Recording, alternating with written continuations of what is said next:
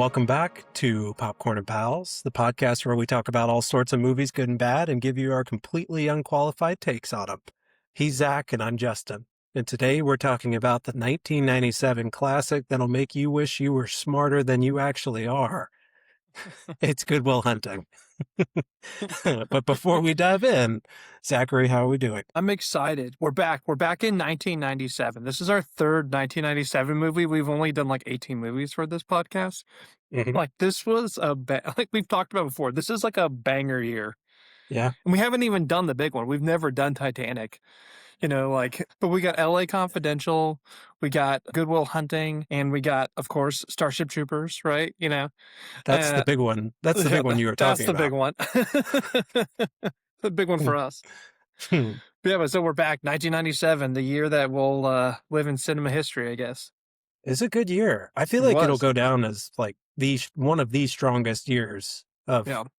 Hollywood history. I was like thinking about this movie because we did another 90s, kind of movie when we did Reservoir Dogs, but we talked about Pulp Fiction and kind of the whole Quentin Tarantino of it all. Mhm. And like to me, like there's like maybe 2 or 3 types of 90s movies. You have like the edgy 90s, like the dark 90s, like the, like we were talking about like Pulp Fiction and Fight Club. And it's like, yeah, this is like, I'm cool. I'm in college. I feel like I have like something to say now, like kind of Mhm. thing. And whether you do or not. And then you had like the Good Will Huntings of the world. And it was Mhm. like, I was like thinking it was like Good Will Hunting. What was the other one? I wrote another one down. I was like, yeah, this kind of like Shawshank Redemption, Oh where God, it's like yeah. kind of these like more saccharine Mhm. kind of 90s, and they just like have this nostalgic feel, and they're just like a good time. And then Mhm. you had like the blockbusters. You had like the Jurassic Parks of the world too, right? It's like they had these like huge Matrix, these huge blockbusters coming out as well. So I feel like you Yeah. had like 3 types of movies that like really seep their way into pop culture. This is my favorite genre of 90s movies. Like this Mhm. saccharine, good time, really rewatchable, very relatable characters, very fun characters. Mhm. This is like I think my favorite version.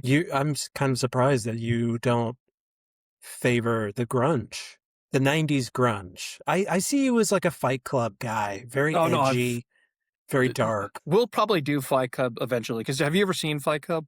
I have. Yeah. I don't know what your opinion on it is. I fucking hate that movie. I think it's got a great last 20 minutes. Like once the like he realizes, not to spoil Fight Club, but like once he realizes that is it Durden, right? Or like Mhm. Brad Pitt is like in his head Mhm. and he's been Brad Pitt the whole time. Like the movie becomes interesting. Everything Mhm. before that, like which is like what I think like a lot of like machismo young men like took away from it was like this machismo-y like consumerism is bad, man. Like that the first half of the movie or the first like 90% of that movie has fucking hate it. Mhm. It's so, but I do like the last 20 minutes of that movie. I think like it has something really, the flip is really interesting. Not to get all into Fight Club. I don't know what, Yeah. what are your opinions on Fight Club? No, I mean, let's just kick Good Will Hunting to the curb. Let's just make this Fight Club pod episode. Yeah, Tyler Durden. No, I I don't know if I have an opinion on Fight Club. It's not my type of movie, so I feel like I can say I don't like it, but I feel like it doesn't matter. That's like me saying I don't like It's Atonement or Fincher, something. right? Yeah. Yeah, and I like Fincher movies. Like there's other movies that I like of his Hmm. because he Yeah. did Social Network, right? No, that Which was is I thought that was did he do Social Network? I thought that was, or maybe Aaron Sorkin wrote it. I know Sorkin Aaron was Sorkin involved. wrote Social Okay. Network. But Fincher directed it. Yeah, but I mean, like Fincher's done. He did like Zodiac. He did, yeah, Social Network. He did Gone Girl. Speaking of Brad, Oh. speaking of Ben Affleck, Yeah. he did the girl with the dragon tattoo with James Bond. Like he's done some really good movies. I just do not like Fight Club. No. So, Okay. but So I'll get you a Fight Club t-shirt for your birthday and the bar of soap. Well, outside of Fight Club, how are things? How's everybody doing? Good. We've been talking about it for like 3 episodes now, but I'm finally getting ready to go overseas. It's very exciting. Mhm. My wife was yelling at me this morning because I'm literally leaving tomorrow. Mm. Not packed a thing. Like I mean, You said, I you made sure said, my passport wasn't like expired, but like haven't yeah. done anything. And she's like, I would have had a list, would have things starting to get packed like 2 months ago. And I'm like, what's the difference of going overseas or going like to my parents, like, for a week? It's like, I got to bring clothes. I put clothes on, I take them off, I put them back in the bag. Like, I don't know.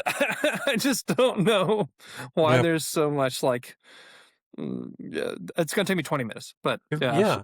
she was That's, in like, she's having like an existential, panic attack I'm with for Carly. me, I'm, for me. I'm with Carly. I'm very much a planner. I have to have everything mapped out. But that's commendable that you are easy riding because Oh I no, feel like most people don't do that.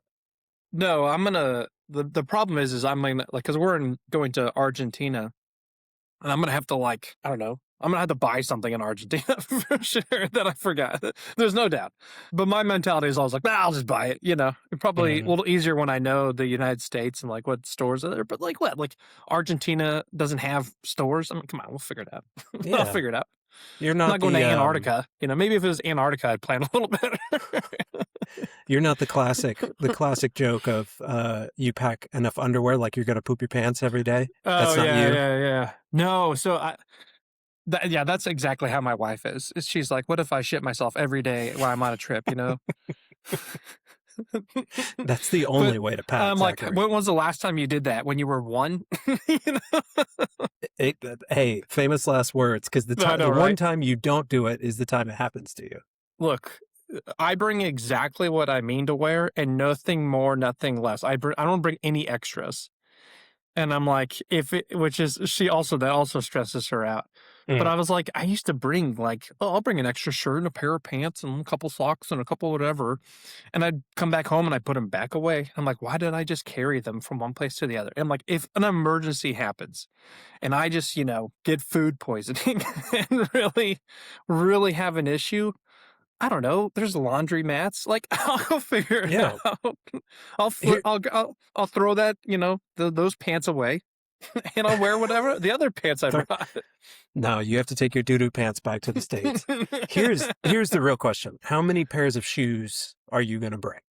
Or do you Oh, think you'll bring? it's a big sore spot for me. So I would prefer to bring one, like just what I'm wearing. But I Mhm. do like to work out, so I'm like, well, I can't. And I'm going to an office, so I can't like wear dress shoes to the gym, obviously. Mhm.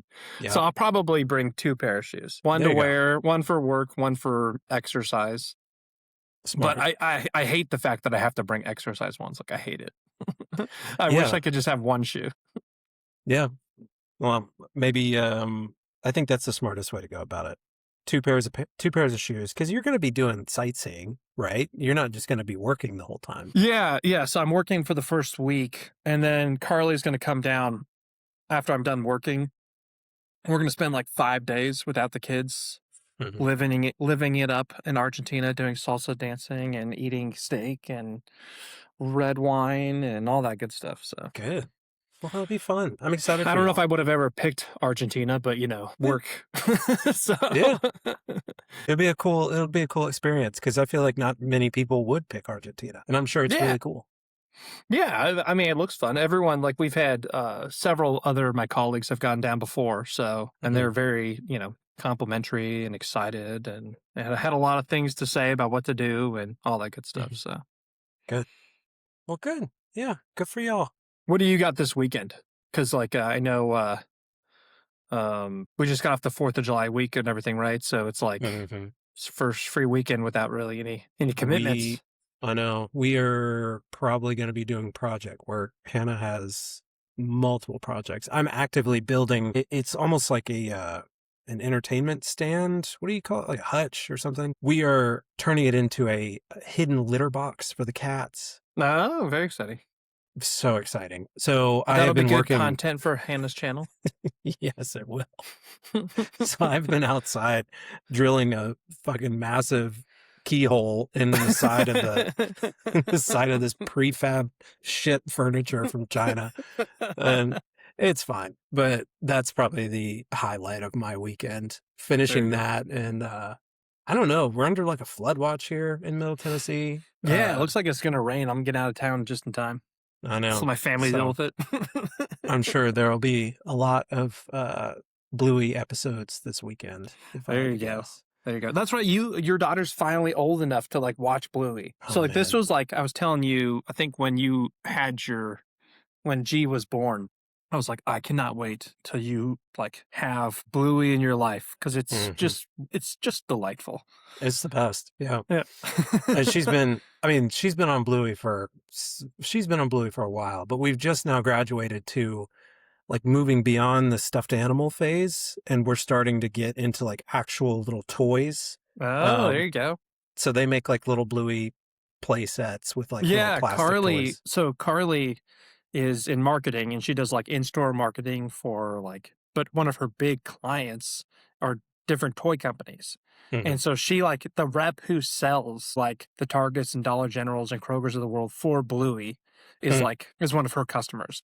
And so they were saying like, dude, when I got the Bluey account, he was like, I had no idea it was going to be as like, it's like my cash cow. Yeah, it's huge.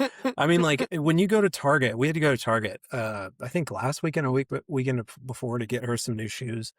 There's an entire aisle dedicated to Bluey. And I mean, like I feel like that's saying something. Usually like only the heavy hitters get an entire aisle. So, but it's fun. I mean, yeah, it's Bluey compared to like Ms. Rachel. Like Oh, Bluey actually, yeah, look, there's stuff in there for the parents. So it's nice. I'm pretty sure my daughter called Miss Rachel mommy for like her first year, but Mhm. but I do not miss those days, right? Like No. Miss Rachel, she works for the little babies, man. I don't Yeah. get it, but my God, Bluey is so good. Like that's the classic. Whether should it be a classic? Bluey, it's a classic. Yeah. Well, we'll put that on the list. If we ever start doing TV shows, we're doing Bluey. Bluey first. Yeah. Favorite love Bluey. episode. Oh my God. Yeah. Oh. Well, yeah. Best character, Bandit, hands down. All right. Easy. Yeah. Easy. Worst character, their neighbor. What's her name? Little Shih Tzu. Oh. Yeah. Oh. I forget. Yeah. I was going to say It doesn't matter. Lucky's dad. Yeah. No, I like Lucky's dad. Lucky's All dad. right, we don't need to talk too much about Bluey. People who are like don't have kids are going to be like, what the fuck are they talking about? Again, luckily we only have like 25 listeners, so you know. Well, tell We've me. actually, dude, kudos to us. Like we're kicking it up a notch. Okay. All of our streams have gone up. We're like in like 25, 30 a day, not like 25, 30 an episode. Wow. So it's getting we're picking up, man. We're gonna hit like 1,000 listens before you know it. Watch out. 1,000. Watch out, Joe Rogan. We're coming for you. We'll have a big live. We'll have a big live event. Yeah, that'll be fun. Maybe we'll go down to Argentina for the live event. There you go. There you go. Well, yeah. Anyways, Talk to me about Good Will Hunting.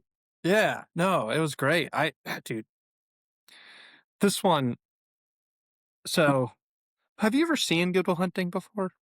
I have. I've seen it multiple times, but I have not seen it in probably 10, 15 years. I think we probably watched it together in college at some point, I'm assuming. I think we did. Yeah. I love this movie. I know it's like cheesy and there's like elements of it that are maybe a little like eye rolly sometimes, but I love this movie. I think it's just such a fun time. It's phenomenal. I think this could be the shortest podcast yet because I love it. There's nothing wrong with it. Done. Bye-bye. I got some nitpicks, but you know. Yeah. No, I agree with you. I don't know. This movie, everything about it is just, I don't know. I think you hit the nail on the head. There's something about it that feels nostalgic, and maybe because it's from the late 90s and we've seen it so many times, but turning it on and rewatching it for this episode, man, it felt like I was home. It was like a nice warm hug. there is like that special movie from this time period where it's like they don't really make them anymore, where like it's got drama, right? But it's not like the drama doesn't mean it has to be a hard watch, right? Like I was, I said like Shawshank, because Shawshank's got some really dark stuff in it. It's about a guy who gets convicted of murdering his wife or whatever and going to prison, but it's just Uh, so delightful. Like, we'll get to it in another episode, but like A Few Good Men, right? It's, uh, it's about a kid who gets, killed, and there's two Marines that are up for murder. Yet, it's just a fun time, you know? Murder's a fun time. Yeah. I'm like, it's so fun. I love A Few Good Men, right? Like, there's just something like the way they made like this kind of Rob Reiner, Castle Rock movies they made, Miramax even for that matter in this case, right? Like I think Miramax and Castle Rock, like in particular, they just had this sense of how to make movies that Mhm. had drama, that had compelling characters, that had great dialogue, yet they were just still so fun and so light and so easy to watch and digest. Yeah. And they didn't, it's I haven't seen a movie like that in a really, really long time that's new. Yeah. It's like they can make something digestible, but it's kind of stupid. Or Mm, like they'll make something dark or dramatic, but it's like it's heavy, like yeah. there's just this light drama that they used to have in the early or in the 90s. It's like my favorite genre of movie. Yeah. No, I agree. I think yeah, that type of movie I feel like there's not a whole lot to compare it to these days. Like I watched finally, let's get off on a tangent here, Project Hail Mary. That's a great example. So it's really, really good. But like to your point, you want to talk about like stakes. It is not low stakes. It is literally Mm-mm. the fate of humanity and the universe is at stake. Whereas this, what's at stake? Will's future. I mean, Yeah. but they do that in a way that is so like entertaining and Mhm. just very engaging. Yeah, maybe I think Project Hail Mary is a good one because the author or not the author, the actor, the Goose, Ryan Gosling, he's like very, he's just so charming in it, and Mm, so is Rocky, and it's like a very easy watch, even though there is dramatic. I think The Martian too, like which had mm, like another Andy Weir book movie, was also like very easy to watch. Maybe some like kind of like holdbacks from that mhm. night. I think that's Top Gun Maverick. I think is in like that same bucket of like recent movies that kind of do capture this Time period. like casual, fun, easy breezy drama, I guess. Yeah. Yeah. Um, but they're not very often. And No, no. when you do find one, I do love them. So Hmm. I agree. I'm right there with you. I have a lot of appreciation for the movies like this that came out around that time mhm, period because mhm. I don't know. Nowadays, it feels like I think it harkens back to like a different time of filmmaking where they could take chances. I think we've talked about this. Matt Mhm. Damon had like discussed this on some show or podcast or something where he said back then they could take more risks with that type of movie because if they didn't make their money in the box office, they'd make it Yeah, back they had. on. Yeah. I think I see him say that. Right. Yeah, Yeah, right. But they had that back nowadays, end with the residuals and the DVD sales and the. yeah, Um, yeah. but nowadays it's like that. It feels like so much that's made is because it's a smart business decision. It's a good return on investment for, the business folks that are involved in the movie Yeah, and making they're like process. focus group to death, and it's like Mhm. they'll Yeah. reshoot a whole movie, double the budget because of a focus group gave it a C or something. Hmm. And you're like, okay. Yeah. I mean, yeah, I don't know. It feels like the type of movie from a bygone era that we just don't get a whole lot anymore. But Yeah. I don't know. At the same time, though, it's for a movie that is it's almost 30 years old next year. It'll be 30. Um, it feels almost timeless. Like I don't know, it ages like wine. I feel like it gets better as time goes on because it's Yeah, just such a I good was movie. comparing this to because this is our second Robin Williams movie, right? Mm, And our first one was Dead Poets. Both of, I think, this movie less so relies on Robin Williams, even though he's incredible in this. mhm, And I would say the roles are very similar, the Keating and the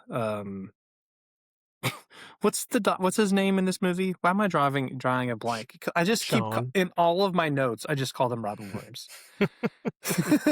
Sean. Sean. I forget what his last name is, but Will calls him Sean pretty much the whole time. He didn't call him by his last name.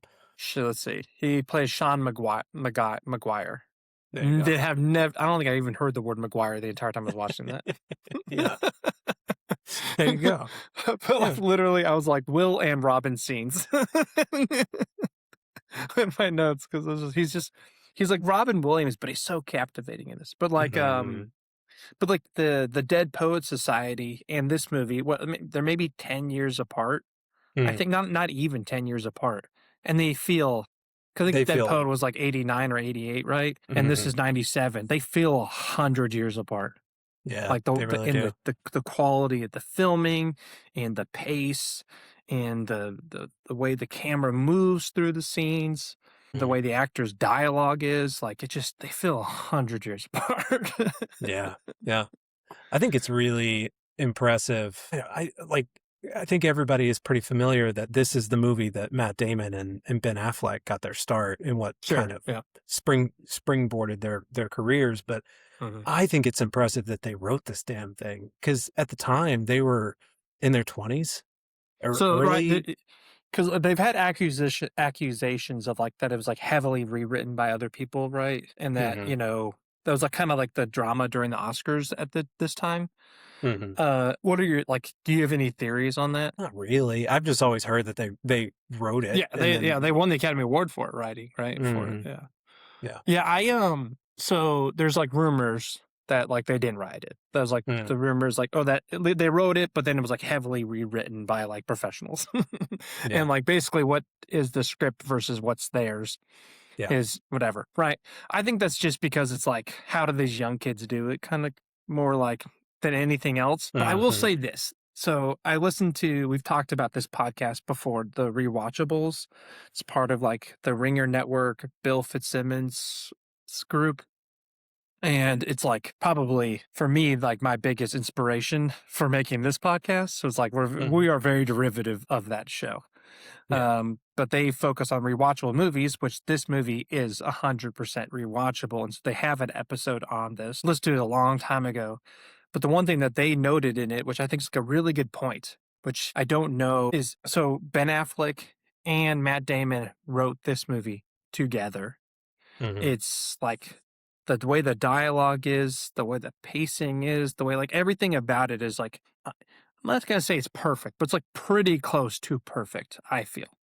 Yeah. And yet they really never write again. I mean, Ben Affleck directs again, but they never really write again. And you're like, well, how did these kids hit a home run on their first their first writing, and then they never really write again. And I just think part of it is they do have a lot of creative influence in everything that they do. But I think also they just like being movie stars more than they like being writers. Sure. It's kind of my theory on that. Yeah. That's just better to be a movie star. But I thought it was a really good point. I'm like, I guess like, they're like this incredible writing duo who never write again together, really. Yeah. Because then the next movie that they wrote together, I think, at least that I found online, was The Duel from 2022. And I saw something that Matt Damon. I think part of it, like with Kevin Smith, they did part of Dogma too or something, but. Yeah. I mean, it's like never even close to this movie. Yeah. Who knows where the truth lies? Maybe the conspiracy theories are correct, or maybe they're not. But I mean, like, I think either way you split it, whether they wrote it, whether they didn't write it, it's exceptionally well written. Yeah, and the writing is incredible. Well acted too. I mean, like, I don't know. I know nowadays, like, you have your serious actors, but I guess just seeing like these 20-year-old kids at the time, it's just impressive. Like, it's impressive. Ben Affleck's 25 and Damon is 27. Obviously, Casey Affleck is even younger because he's Ben Affleck's brother, like younger brother. Cole Hauser is pretty young in this too. I think Minnie Driver was 24 or something in this too. I mean, they're all really young and they're all exceptionally talented. Because I don't know, I feel like there's been so many. Okay, she's 26. like to go and touch back on The Graduate, right? Like when you look at Dustin Hoffman when he was 30 versus him when he's, playing Captain Hook or something, and a Yeah. role when he's much older, his skills are drastically improved, right? And so like looking back on him, and he was even nominated for an Oscar for that movie, right? Like, yeah, and you can see like the way he carries himself and his charisma later, and he has like it's much more smooth. I yeah, agree. I think it's just the point I'm getting at. It's really impressive to see a first outing from these guys, and they are that good. It's impressive. Yeah, I think because like part of what gets this movie made is obviously the script gets pushed, gets bought by Castle Rock, and then Castle Rock doesn't make it, and then it's bought by Miramax, and Miramax kind of pushes it through to the end. But I think obviously they're both, or the whole cast is obviously like very talented, and they all have really big careers after this movie. I think what makes it like more marketable and more sellable is The Rainmaker gets made around the same time, which also stars uh um Matt Damon, and I think it's a Francis Ford Coppola movie, and I think that the fact that he gets picked up for that movie is like, okay, this guy's going to be in two big releases. Like this is there's some star power here that not star power, but maybe like it's in the moment. We're ready to make this kind of thing. So Sure. Yeah. I think that helps, right? Get this past finish line. But yeah, it's an incredible first outing from this guy. So just incredible.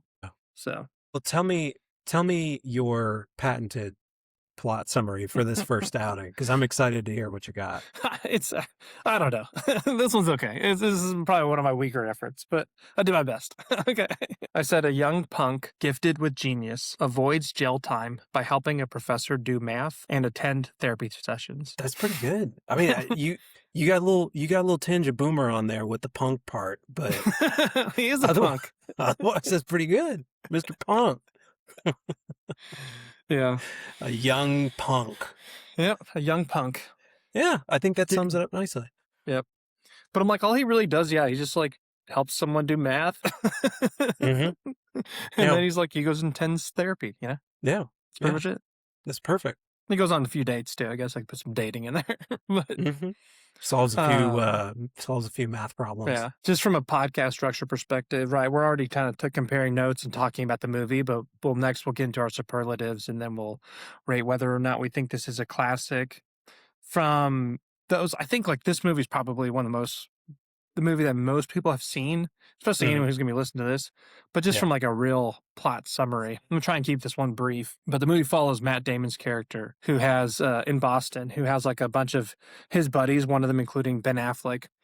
But he himself is more like a savant genius, right? He's like kind of like this photographic memory genius kind of guy, but he's growing up on the rough side of the world. And so he's kind of down on his luck. And he works at the MIT university.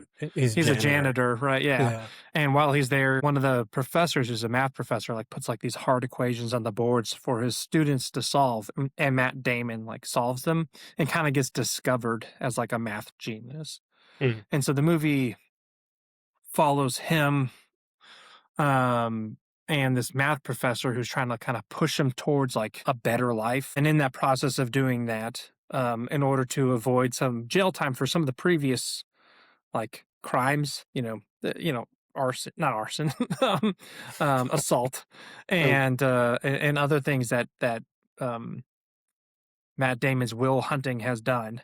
He has to also go seek therapy, and he meets Robin Williams. And I say, like, once the Robin Williams part comes into the movie, it's like where the heart of the movie really comes from. Is like the relationship between Robin Williams and Will Hunting. And, so he goes through therapy, he does math, he kind of finds himself, and ends up dating a girl played by Minnie Driver. And at the end of the movie, spoiler, but he basically ends up like kind of figuring out like what's important to him, and what's important is this relationship he has with Minnie Driver over everything else. He's like, this is the part of my life that I really want to pursue in his moment. And like, so it grows, and it's just a heartwarming, fun story. Yeah. And everyone is great in it. Yeah. Couldn't have said it better myself. Yeah.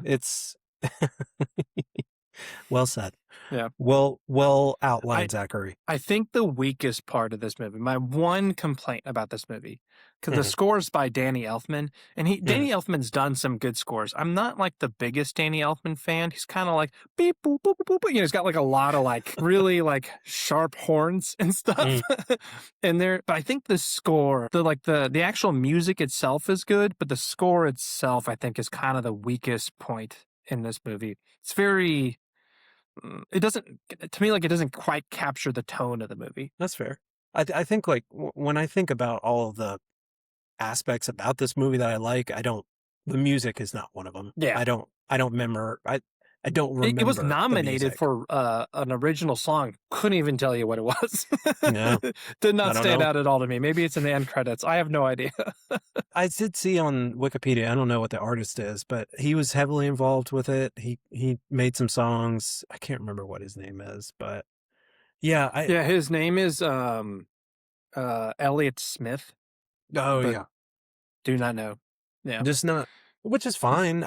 Not my cup of tea, not my But yeah, type of music. like sometimes like the needle drops in movies like really hit, and they're like if they're done well, they can like really elevate a movie. But the needle drops in this movie, I couldn't even Yeah. they don't stand at all out at all to me. And Mm. then the score when it comes in with it's like supposed to be more sweeping, like kind of like during the introduction of the movie and everything like that. I just thought it was okay. Yeah. Yeah. Yeah. Very small. It felt small. Hmm. It doesn't feel grand. But Yeah. yeah, I don't know. I mean, it doesn't I distract from the movie. It's not like a major criticism. I just think yeah. it's okay. No, That's yeah, okay.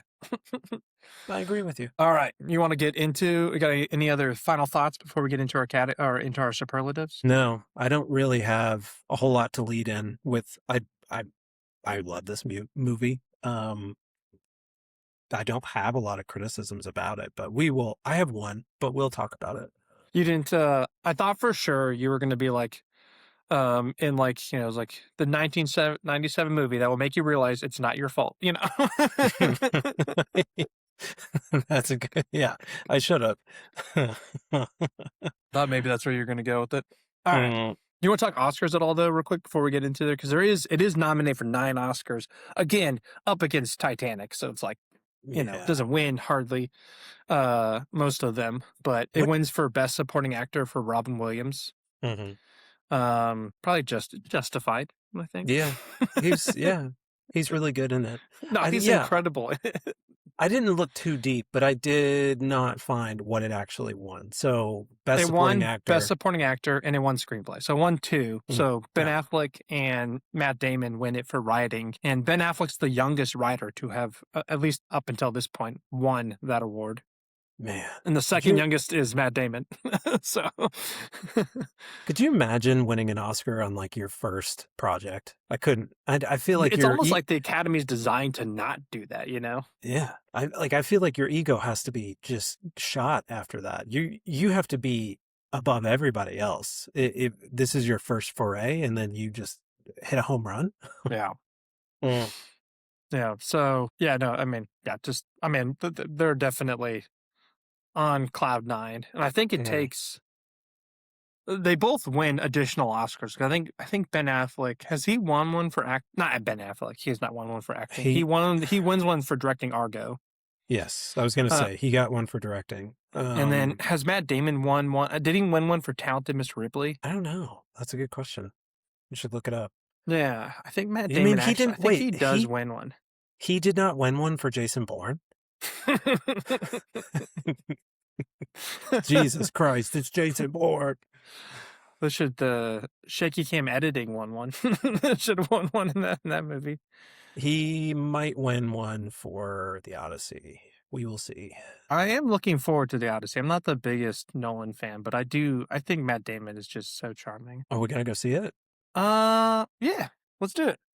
Yeah. We After can't you see get it the weekend it comes out because I'll be out of town. Yeah, he yeah. went. No, he won one for the only one he's ever won an Oscar for is this movie. He's been Hmm. nominated, for Invictus. He was nominated for The Martian for Best Actor. Mm, Mm-hmm. and he was nominated for as Best Picture as a producer for Manchester by the Sea, which Mm-hmm. Casey Affleck wins the Academy Award for that movie. Yeah. Yeah, no, I'm surprised. That's interesting. Okay, I could have swore he won an acting one. He's so That great, is, but it's really funny that both he and Ben Affleck are known as Hollywood powers, like actors, but Mhm. they won their Oscars on writing and directing.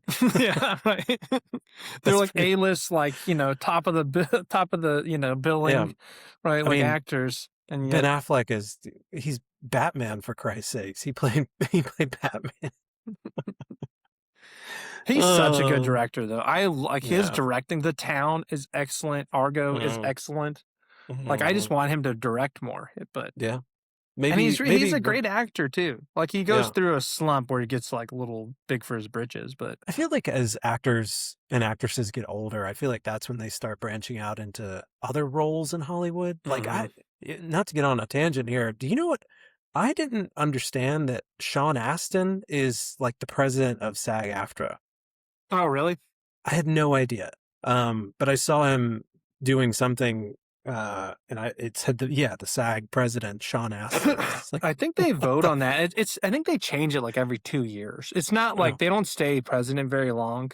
mm-hmm. Because someone we were watching last week, I think one of the actors we in The Graduate was a president of SAG at some point too. Yeah, But yeah, no, I mean, just interesting.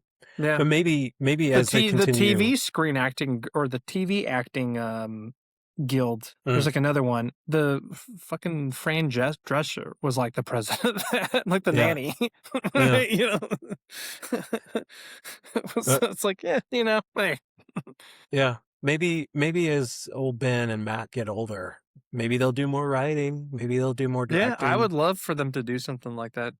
Like who's like I think of like Clint Eastwood. Not that Clint Eastwood is, but I feel like he was a major actor for such a long time, and then in his older years, he was just a director. Yeah, and whatever you think about him, like great actor, great director, like really well done movies. So I think they both got it in them to do more. All right, you want to get into our superlatives? Yes. What do we got up first? All right. So first is best scene, then we'll do best character, worst character, weakest link in the film. That one's gonna be hard. Yeah, I know. uh, the then we got age the best, age the worst, which there is some things I think about this movie that has not aged great. But Mm, WTF are they talking about? And then what would be a sequel or like what might happen the next day after this mm. movie ends? And then last we'll do our nitpicks and hot takes. So let's get into best scene. Best You want scene. to throw us out with the nomination?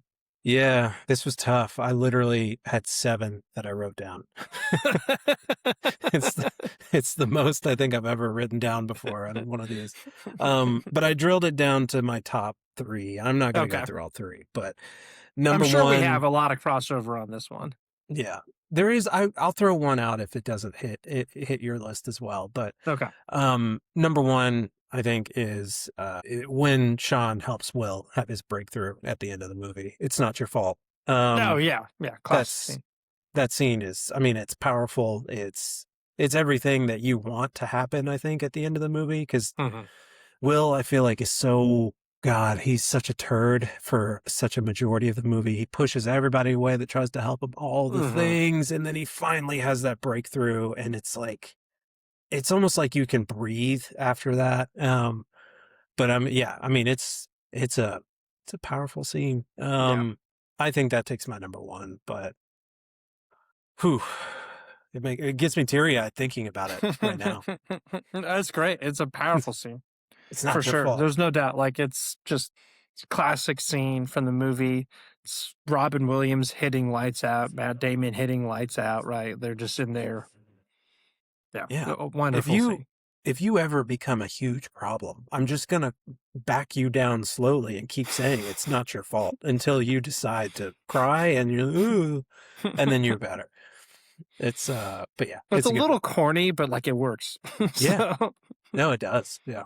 I'm not sure it's like the best therapist move, but Yeah, I don't know if that's a strong tactic. yeah. But it's a great scene. Mm.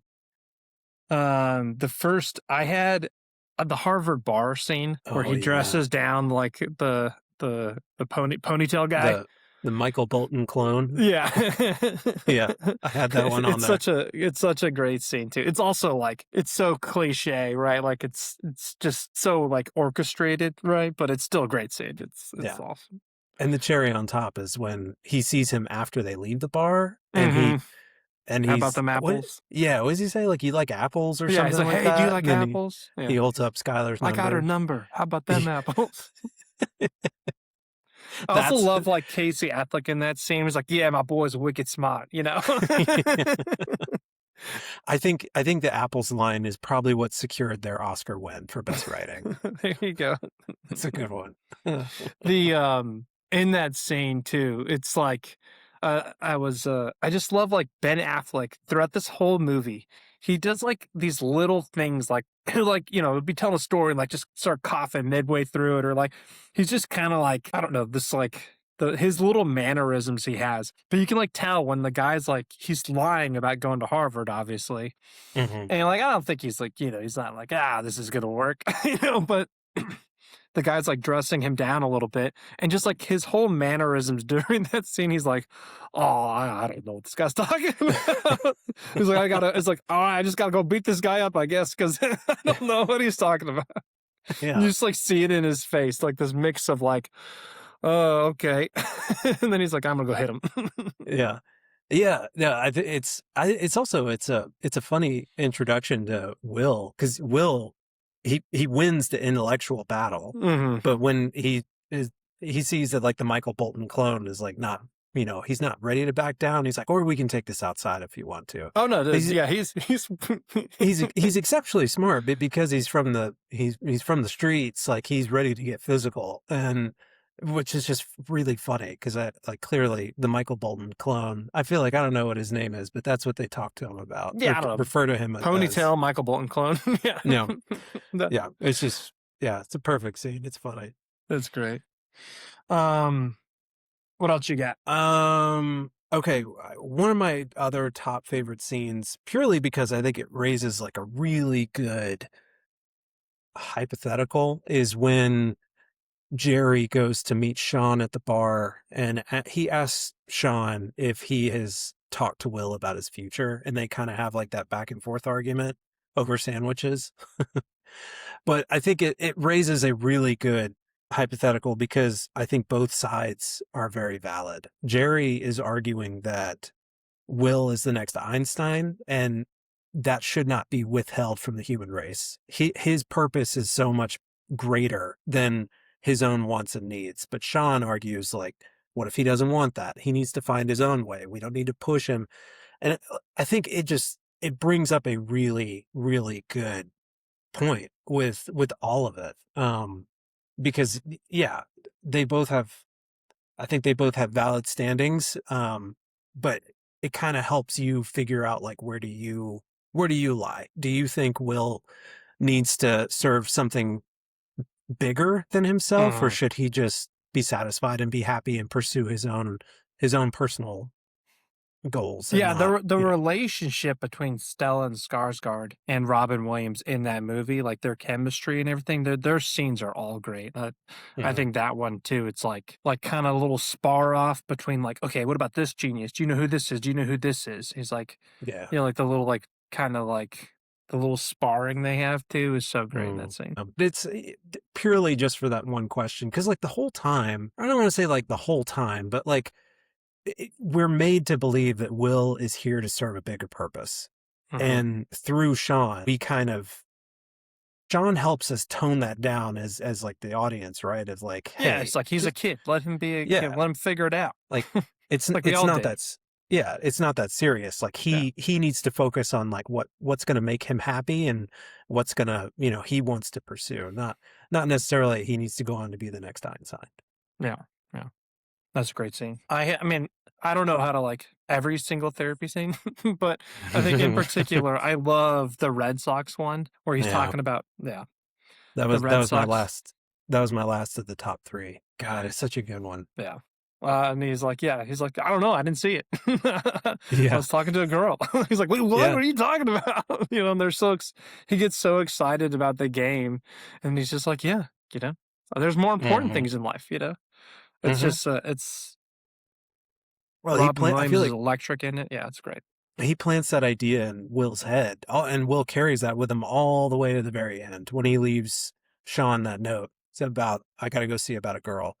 Um, Yeah. Because yeah, I mean, especially like from Will's standpoint of like his friends, throughout most of the movie, he would never put anything above his friends. And Yeah. so to hear that like Sean skipped a huge Red Sox World Series game with his friends to go see some girl at a bar, it like blows Will's mind. Like what? I like the idea too that that he's like, yeah, but my friends were like, yeah, that makes sense. You gotta do it, girl. You Mm, gotta do it, man. And I think that his friends are that way too. They're like, yeah, you gotta do it, or yeah. at least Ben Affleck's character is right. So, Mhm. the other scene I had was is my last one, but I think um the I just think because it's like comedic, but I really do like the fight scene where they just like blindside that guy. And they're like in slow Yeah. motion and they're like getting close-ups on their face and like and they're like, it's like I just think it's like a very good it's not the best scene, but I think it's Yeah. very comedic, it's fun. It's like you're like, wait, what? This is so Yeah. silly. And I like it still, just like it's like takes that drama and any other movie would make this like more violent, and they turn the violence into something more charming. Mhm. Do we know why they he jumped Billy? I think his name was Billy. But why? I Yeah, still don't understand why they jumped him. just that he was beat him up when he was like in kindergarten. I think he's holding a So, grudge, just being just Boston punks. because like I know they drive past him while they're walking, or they're driving past like the basketball court, and I think they see Billy Mhm. like say something to somebody, but I don't know if we ever explicitly know what Billy says. They just jump out and they go and whoop his shit. And I mean, it is really funny because it's like, what is happening? Where did this come from? I just think they're like just Boston punks, like they're just looking to get in a fight, and they having No. an excuse because this guy picked on Will when he was in kindergarten or whatever. So I just think Mhm. they're just being like Boston punks. I think that's like Yeah. all it really is. Man, you and this punk verbiage. I'm gonna start. So what's happening to you? Are you turning into an old man? I'm like one of those nationwide commercials or whatever. They're Yeah, like he turning into can't my stop you from parents. turning into parents. Yeah, you punk. Oh no, yeah, that's you took all of mine. Those are the Red Sox therapy session. That was my last one that I had I because think the Red Sox therapy session is probably my favorite scene. I think the like it's not your fault is iconic and great. yeah. I think I love the Harvard bar scene, but I think the Red Sox scene, it's just like the Robin Williams and Matt Damon interactions in this movie are like the heart of the movie and some of the best scenes. And I think that Mm. scene's probably like one of my favorite ones. I feel like it's probably one of it's not like one of the first time that they kind of start to become buddies, but it's one of the first scenes where they're really kind of, Bonding. yeah, Will's not being an asshole to Sean. Yeah. He's very much starting to open up and have good conversation with him. What about the Ben Affleck retainer scene? He's like, retainer. It's He's like, really we're already funny. offering you a job. He's like, $200. What do you got on you right now? I loved it because he's in a suit that looks like it's from like the 70s or It's something. like too small on him. Yeah. And he's got like his hair slicked over with tennis shoes. Yeah, it's really funny. No. So what's your final verdict? What's your favorite scene? Ah, yeah, I like the Red Sox scene. It's not your fault scene is it's good. It's not enjoyable. It feels what's the word I'm looking for? it feels earned, I guess, but it doesn't. Hmm. It's not like I want to go back and watch that scene. I feel like I could watch the Red Sox scene 200 times, and I would Yeah, enjoy it every single time. agreed. All right, best character. Who do you want to nominate? Sean, hands Sean. down, Yeah. it's God damn it, it's Robin Williams. He's so good. But it just everything about his character, how he gets to Will, how he gets him to open up, how he looks out for Will when Jerry does not. I mean, he's everything that you want Sean to be. I feel like he plays it perfectly. Yeah. No, he's great. What about Matt or Ben? I mean, Ben's good. I feel like Ben doesn't have a whole lot to do in this movie. I like the purpose that Ben serves. He serves as Will's kind of, I don't want to say wake up call, but when he sees that his best friend wants him to do more with his life, I feel like that rings home to him. Cause I don't know, not to get into like any of like nitpicky writing stuff, but it does almost feel kind of cheesy that like his best friend would be like, I'm going to whoop your ass if you're still here in 20 years. Cause like you need to be doing more with yourself. And, you know, like, I don't know. He plays it really well. But I mean, compared to Matt Damon, I mean, Matt is he's the lead of the movie, and he's phenomenal in every aspect. Like you truly, like I get so frustrated when everybody is doing so much for Will, and he just like spits in their faces, time after time after time, and you're like, dude, what are you doing? Because he plays it so well, it's so believable. It's actually like it's incredible that he's not less likable. You know, Yeah. like he's so Mhm. likable. Then you just see like him like reflect, and he's like, "I'm gonna go back to my safe space," which is like distancing. And Yeah. I think that scene that you were talking about with Ben Affleck and him on the car at the construction site, and he's like, "If you're here in like 20 years, like I'll fucking kill you," you know. Mhm. Like, and it's Yeah. like. It is a moment, I think, in some ways, despite all the efforts that Sean or Dr. Lambeau or Professor Lambeau has done to that point, it takes like his buddy being like, dude, get your head out of your ass. Like, Yeah. I have no other choice. You do. Like, Mhm. you know, and Yeah. I think I think that's like Ben Affleck's scene to shine. I think Matt Damon Mhm. steals the movie from him in Mhm. most of the scenes. I mean, just like, and then Robin Williams just outshines everyone. I mean, I think Minnie Driver, I think she's great in it. I'm not She's like the really biggest good. Minnie Driver fan in anything else, but I think Yeah. she's good in this. Yeah, she was phenomenal. I think Stellan Skarsgård is good in it. Mhm. I think the rest of the crew, like Casey Affleck, he's got some pretty funny lines. I think Cole Hauser is good. He doesn't have as much to do, but you know, I think he's good too. Like the whole little crew, like not to step on age the best, but I think the casting in this movie is like pretty Yeah. solid. I think if you took away Robin Williams and Matt Damon, I don't think I could tell you who would be like the next best aspect of this movie because everybody is so good. But Mhm. as the two main leads, they are just far and above everybody else. They just get more screen time and they're exceptionally good. Yeah. And their characters are really good too. But yeah, Sean is my pick, but Nah, he's I also, easy. Nah, he wins it. He's the best. Like well, this is my similar, favorite Robin Williams performance ever. yeah, Yeah. similar to Guy Pearce. I think if you put Robin Williams in just about anything, he's going to be my favorite. I have a sweet spot for Robin. Yeah, He's same. so good. All right, what's the weakest link? I feel like this is the hardest one. Yeah. Well, Lambeau's assistant. What's his assistant's name? I don't even know. But he's kind of weaselly. You know, he's like, Yeah. he's like a little kiss ass. Yeah. Actually, you know who my two favorite other best characters are? When Lambeau goes to like find out who Will is, so he goes over to like the janitorial space, and there's the two guys there, and he's like, "I'm Professor Lambeau." He's like, "Yeah, this Professor whatever." Yeah, He's like, don't give a shit about this guy at all. No, Lambeau walks away and he calls him an asshole. He's like, he's just asking for help. I know, it's so Boston. I love it. Yeah, I think you're right. Maybe they should be best character. They'll share it. They'll share the nomination.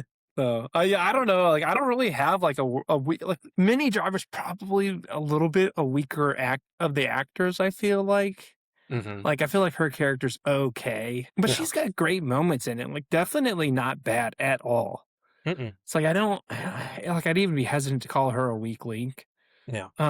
Like, yeah, I mean, maybe The only thing that I had to I feel like I had to reach to pull this out. And it's not from an acting standpoint, purely from a character standpoint, but yes, Jerry, purely because it feels like towards the end of the movie, he starts seeing Will as less of a person and more of like a potential societal impact. Like Mhm. he needs to be the next Einstein. He's so much more talented and smarter than me. Like he needs to serve a bigger purpose. But even that, like you can make the argument that Jerry cares about Will more than anybody because he was the one that got him out of jail, got him on this path. Like outside of his motivations, I mean, like he is the one who constantly is checking in on Will, making sure he's doing what he needs to be Yeah. doing. And He's like he cares about him, but mhm.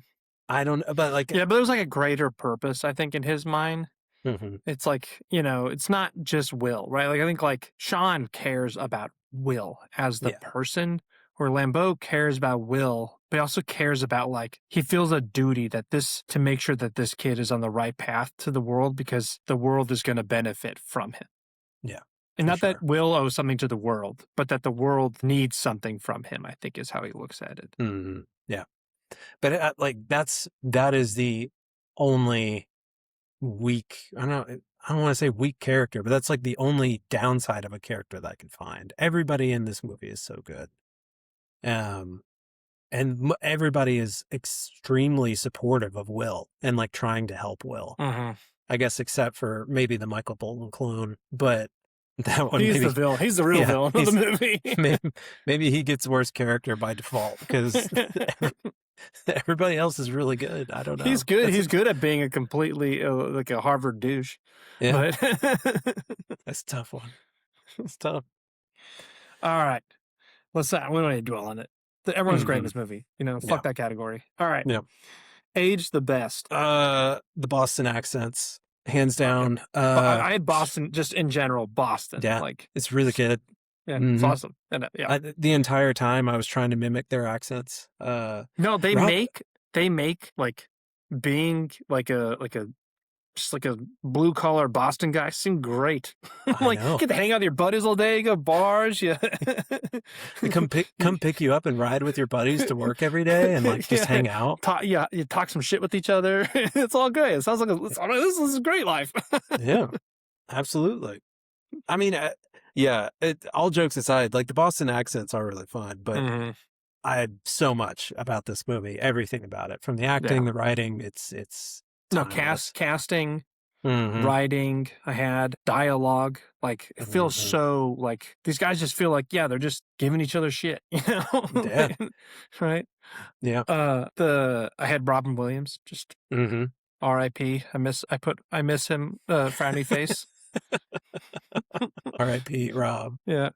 I like the friendship of the guys, of the kids, like just Hmm. the camaraderie that they have ages well.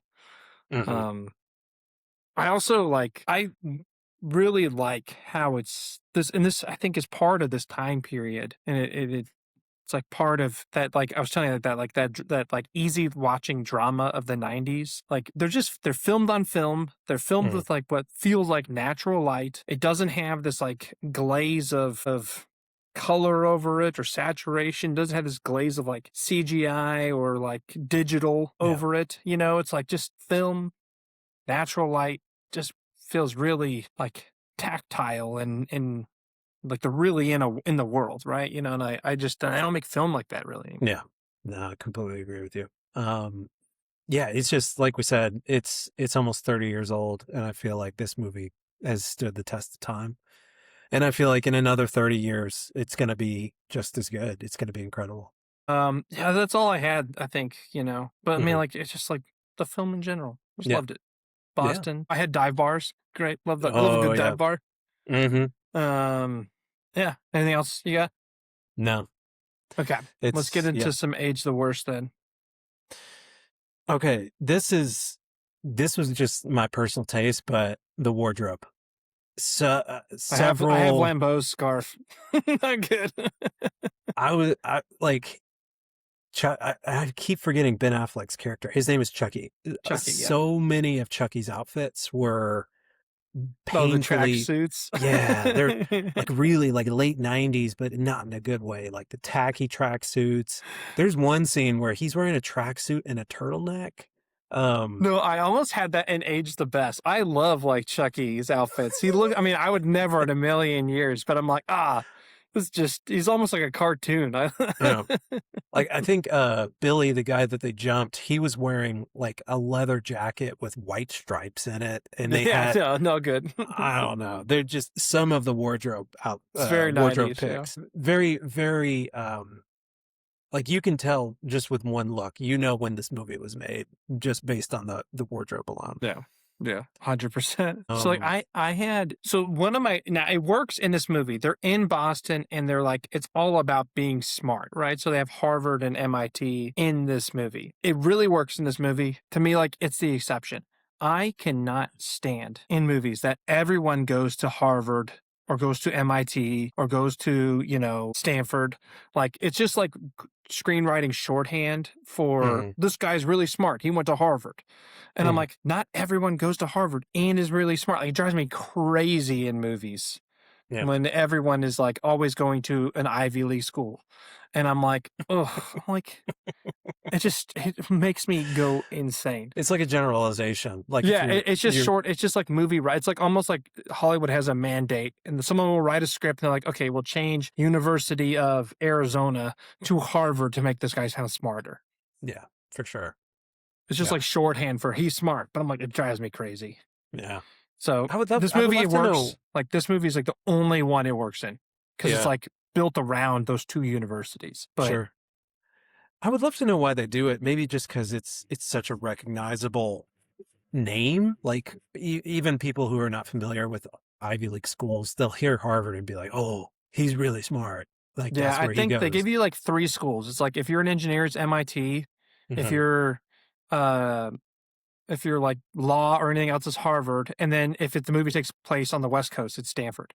But like other than that, there's like so Browns, there's no Chicago Booth, right? Yeah. So Northwestern in these movies, even though those schools are equally as like, but it's just screenwriting shorthand. Yeah. It drives me crazy. Lots of R words. R words. Like for mentally challenged. Oh, were there? I didn't even catch that. Okay. Maybe I just zoned out. I mean, like it's Boston. They're Boston. They're meant to be crude, right? But it's like, of all the words they use, that one hit the hardest. That's a good pickup. Today I didn't even versus really the 90s. catch it. Yeah. Probably a little less in the 90s. Absolutely. I had, I don't know if you caught it, but Lambeau or Jerry being kind of creepy around some of his female students. The female students? Yeah. There was only 2 scenes, but they were noticeable enough that I jotted them down. But yeah, like an older professor kind of flirting and hitting on younger students. Like, I don't know. I have 2 more or 3 more actually. So one, when he's interviewing with the NSA and he's telling the story about like how like, he's like, God, yeah. Should I work there? And he like goes on this like rambling tangent about like how I'm going to like kill people and then it's going to cause this ripple effect. The one thing he says in it is that gas is like, because of me, gas would be $2.50 a gallon. And like, that's expensive. And like nowadays we're like, it's $5. Yeah. That one got me. And then the other one I had was, I think it's Ben Affleck, but they're talking about Indians, and he's like red dot or feather. And I'm like, it's no, it's Jerry and Sean. Jerry and Sean. Yeah. They're talking about the one dude who was like he was like Will. A savant he was also, yeah. He was like like red dot or feather. I'm like, well, it's not very. Yeah. That's a good pickup. Yeah. That's a good sign of the time. You got anything else? Because I got one more big one, but no, I only had the wardrobe and Lambeau being creepy. I think this one just needs to be said when I was dwelling on it, because we already kind of dwelled on it with Reservoir Dogs, but this is produced by Miramax, which is Harvey Weinstein's company. Obviously, just not Yeah. Not good, that one. No. Yeah. Probably the winner of which aged the worst. Mm, I Like think you're Harvey right on. Weinstein, like besides like Castle Rock is Rob Reiner's company. He Mm, definitely like, helped the script get up and going and like kind of bet on these guys, but like it didn't ever materialize with Castle Rock and it went through like a lot of hands. And mhm. then it was really Harvey Weinstein who picked the script up from Castle Rock and like committed to these guys and like really their career got started in a lot of ways. Like he plays a very big part in starting their careers. And Yeah. he's just the fucking worst, right? So, Yeah. Good call. Yeah. yeah. So like anytime I just see Miramax, I'm like, or Weinstein, depending on which production company at the time, I'm Hmm. like, ugh. All right. All right. WTF. I actually have two this time. Okay, let's do it. Believe it or not. Yeah, I actually paid attention. Okay, the first one when Will is in the first therapist session, and the first therapist, I think his name's Henry or something, but he tells Will to stay out of trouble and no more ballyhoo. Never heard ballyhoo before. Uh, but yeah, that was one, and then It's like Sean. cheers. It means like, yeah, like cheers in good times, right? Ballyhoo. Well, it said according to Google, Like a merriment. ballyhoo is like an attention-seeking act. Like Okay. you want attention. But there was no more ballyhoo, and then Sean tells Will that his wife knew all of his peccadillos. Yeah, I had peccadillos written down. Yeah, I never heard of peccadillos before. That was the first. Yeah, yeah. So I had, I didn't have too many like you. I think peccadillos was like really the one thing I had, but I wrote Mm. down like a bunch of like their their Bostonisms because I was Yeah. like the first scene when they get to the dive bar and Chucky is like talking to that girl who's like, "Hey, how come I didn't get any of that little nasty hoochie woochie?" Yeah. Yeah. And then she's like, she calls him like I would never your Irish curse chuckle. And then she's like, your little 2-year-old dick. And Yeah. it's just, I was like, little, just Boston's like, just crude and I loved it. I thought it was so Yeah. funny. Yeah. And then there was like one, probably didn't age the worst too. The guy they beat up, they call him like a guinea, which is just like an Italian immigrant, but definitely like a slang term. And then when he's talking to that one, Matt Damon's it's like his first, or Will, it's like his first therapy session with that British guy. Yeah. And he's like, just like, he calls him gay. He's like, I don't care if you're putting through the from the rough. Yeah. Yeah. That was like another good Bostonism. Like he's talking about getting drunk. He's like calling someone bombed out of a tree. Like I don't know. There was so many good ones. I don't know. So I just really like the little nasty hoochie woochie and then him calling him a And Tootsie Roll dick. Tootsie Roll. Yeah. It was I great. did think that scene was really funny.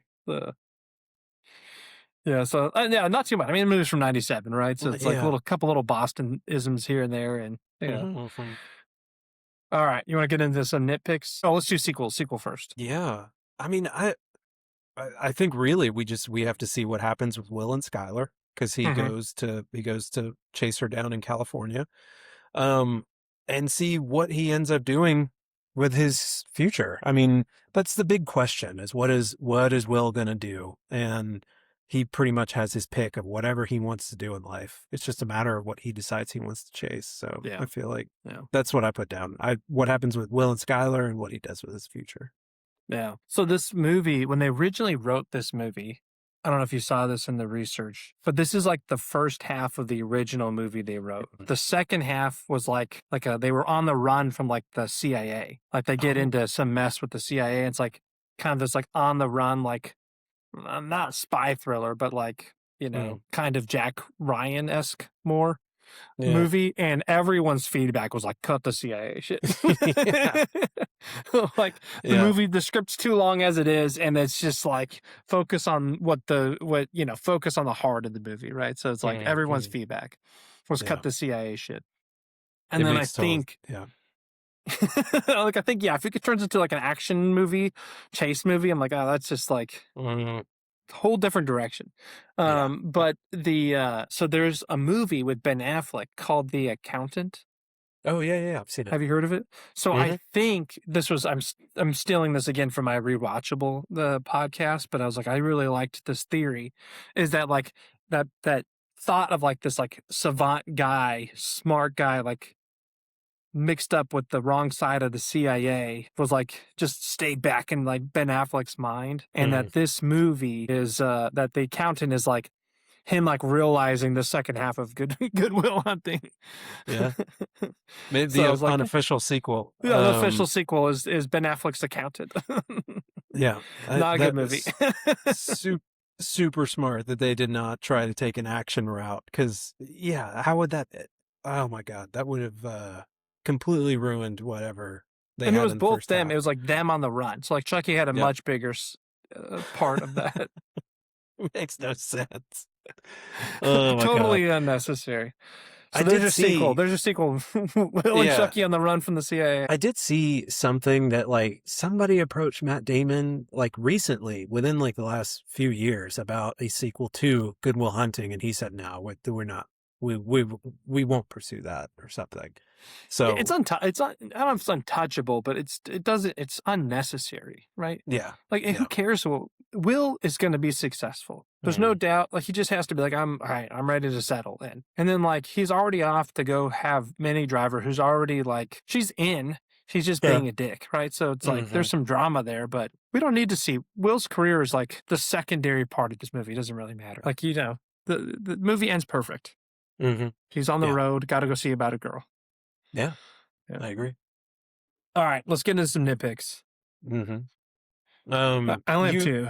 So I I'm was gonna say, you kick it off because I only have one, and we already kinda touched on it. okay. So Will gets in the fight, gets arrested. He Mhm. can't talk his way out of the judge because the judge is like, yeah, you can cite all the shit you want, but like, you are a repeat offender. So, like, Yeah. you're actually going to get some jail time. Then Lambo shows up and is like, look, this guy's really smart. Instead of going to jail, I'll just take him under my wing. I'll watch out for him and I'll put him in therapy. Like, Yeah. that's the solution to going to jail. I'm like, like, how much sway does Lambo have? Like, how is he getting? I didn't understand how that deal worked. Like, why is this deal agreed Mhm. to by the judge? Like, And there's are they dropping the virtually charges? Are the charges still there? Like, is this yeah. his conviction is like do math? Like, I Yeah. don't understand. Virtually, or I mean, like, he also so prior to this, we know that he did have a parole officer. Mhm. Like, law enforcement was involved in his, like, he trying to stay on the right track. But I don't think there's any law enforcement involved. It's just Lambo decides to give the judge or whoever a good report card every week, and that's good enough to keep him out of jail. I I don't don't get it. know. I don't know how that works. Like how that's agreed Yeah. to. Seems Yeah. like a pretty much a miscarriage of justice. But Yeah. For sure. the guy who Yeah. got beaten up's like, what the fuck? Yeah. Like, Put the guy in prison. yeah. Similar to, like, the fight is kind of goofy because they needed some type of incident to send Will into this scenario, right? Like, Mhm. they need some type of overhanging threat to where if Will doesn't go to therapy, if he doesn't, keep doing math stuff with Lambo, he's going to go to jail. Like, it feels kind of loose. And they just needed a reason to have that threat there so that he would stay in those situations. But it's pretty goofy. Yeah. Yeah, my only nitpick, I know you liked it, but the slow-mo fight scene, it really I just thought it was goofy. Oh, really? Yeah. Because the slow-mo is, like, really bad in certain It's parts. almost like they're not even doing slow mo. It's almost like they're No. acting slow mo. Exactly. That's Yeah. what it looked like. It looked like the film was actually rolling at regular speed and they were, like, trying to do it themselves. But there was one, Casey Affleck in particular is really, really bad. Like, you can tell he's doing, 1-to-1 speed slow-mo himself. And Yeah. I it think just looked corny. So I think what they're trying to do, because like nowadays you can film at like 100 rates per second, right? Like 100 frames per second or whatever. Mhm. So you can actually slow down, and do the whole bullet time and, um, 300 kind of movements, right? But I think Mm. back then, and they were right on the edge of it. Like slow motion was like when we watched Tombstone, and like Kurt Russell stands up, is like no at the end when he's killing Curly No. Bill, and it's like kind of like the motion blur gets slowed down, but it's still full motion blur, right? Like they don't Mhm. the frame rate's not high enough to really slow things down so it's like they're almost like we have to act out the slow motion Yeah. because we Yeah. can't film it in slow motion at full speed with Yeah.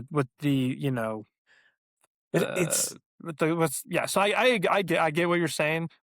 It's definitely a silly scene. I think it was like unintended, or maybe I don't know if unintended, but it was just like it was a comedic scene, which I kind of enjoyed yeah. about it. But Yeah. I guess like after I was watching it, all I could think of was why did you choose to do this slow-mo? You could have just had a regular fight scene, not slow-mo, and it would have still worked. To your point, probably wouldn't have been as goofy or funny. And maybe that's exactly what they were going for. They wanted it to be goofy and funny, they're but more charming, I guess. I don't know. yeah. So, but that was all I had. That was my only nitpick out of the entire movie. Okay. My biggest one, and the Little League game that they're at before the fight. Why are they at that game? Oh, It's a that's a good. little kids' Little League game. Yeah. Yeah. Who I'm like, are is? any of them? They know the character's name, the hitter, the bait, like the guy who's up. Yeah. But I'm like, are they related to him? There's no like indication of relation That's to a good anyone point. there. Yeah. And I think the That only was other the only one. time, I'm like, why are they at this game? yeah, the only other time it comes up is when they're talking on the hood of Chucky's car, and Matt Damon's like, yeah, in 10 years or whatever, our kids are going to be going to Little League together. That's the only other time it comes up. Yeah, But but they don't have kids. yeah, It's not their kids. you're exactly right. I don't know why they're there. That's beyond me. Maybe it's like a society thing in South Boston. Like, Yeah, or something. Just like, yeah, we, it's like, oh, we we got go nothing and to do. Go watch little kids play baseball or something. yeah, yeah. It's It's not just creepy. goofy. I don't get it. It is. Yeah. Very bizarre. That's a good call out. I didn't even think about it because at the beginning of the movie, like those scenes, the Little League game, the fight at the basketball court, they happen fairly quick. Yeah, the movie's got a pace, Yeah. right? Like the bar, like when they get to the bar and it's all about little moments to build these relationships and to build these characters, right? Yeah. And that's what's Mhm. it's more important than like necessarily the plot at that point. It's just get through their day in their life and build the characters, build the relationships. Yeah. Yeah. Plot's secondary. Mhm. So, all right, man. You ready to rate it? Should this Whether or be a not we think classic? this be a classic? Yeah. Um, No, I don't think so. I think no? Okay. Sounds good. Not a classic. Thanks for tuning in. Yeah. No, I think I love this movie. Yeah, I think for me, absolutely. I think it's phenomenal from start to finish. If you somehow have not seen Good Will Hunting, you need to see it. 'Cause it's just like you said at the beginning, it's a great feel good movie. Like I feel like when you roll the credits, you're happy. You're just happy. It's one of No, those. it's great. It's like this is like a back in the day, aging us like a TBS classic. It's like it was on all the radio and or not radio. What am I saying? Stupid. On television and all the time, and it's so rewatchable. It's so fun. It's so well written. The Mhm. dialogue is great. Like, Yeah, yeah, I'm all about it. yeah. I love it. I think it's a great movie. It's an easy classic for me. Apparently The Graduate was not. Some film historian is rolling over in their grave. Yeah, Roger it's one of, Ebert are like, ugh, God, these two the I know. worst. I'm sure they are.